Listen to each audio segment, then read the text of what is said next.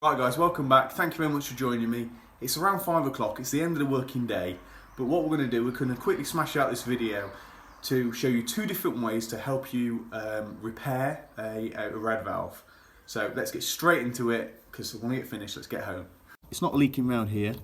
If it is leaking around here, 9 out of 10 it'll just be a nip up. It won't be leaking around the union. It's quite rare that it leaks around the union. But what we're looking at is this nut up here, this gland nut up at the top. This one right here, if it's leaking around here, you'll know because it comes down here and drips onto the floor and ruins all your nice new carpet. We've had the radiator off, but what you need to do is isolate the water, obviously. This is quite an old one, but normally on here you'll have your cap to take off. It normally will be a posi screw, but this one happens to be a slotted, so make sure you're aware of that.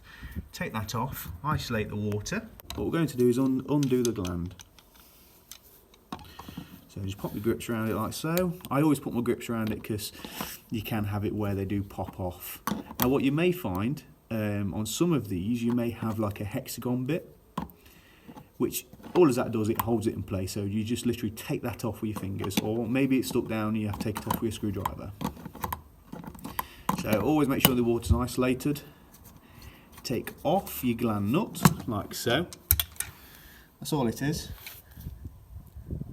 And inside there, as you can see, all we're going to do is line that with some PTFE, which is this stuff.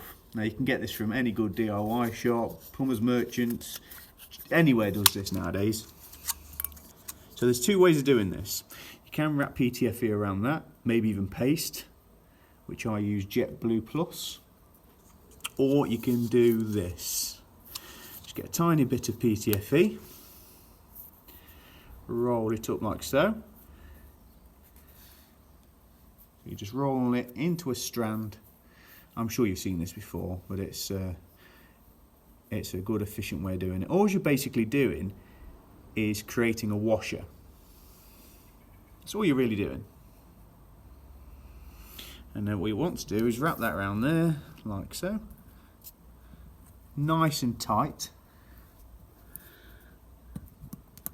And what you want to do is get either a small slotted screwdriver, very small, so you can just push it down.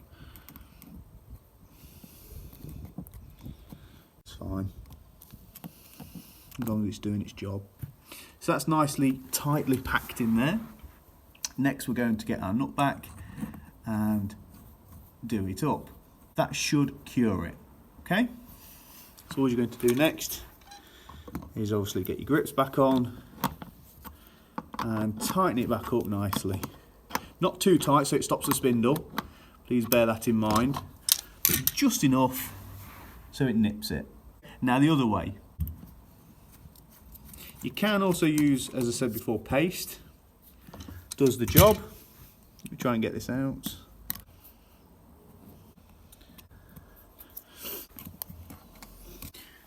So the next way, guys, is to get your gland nut like so.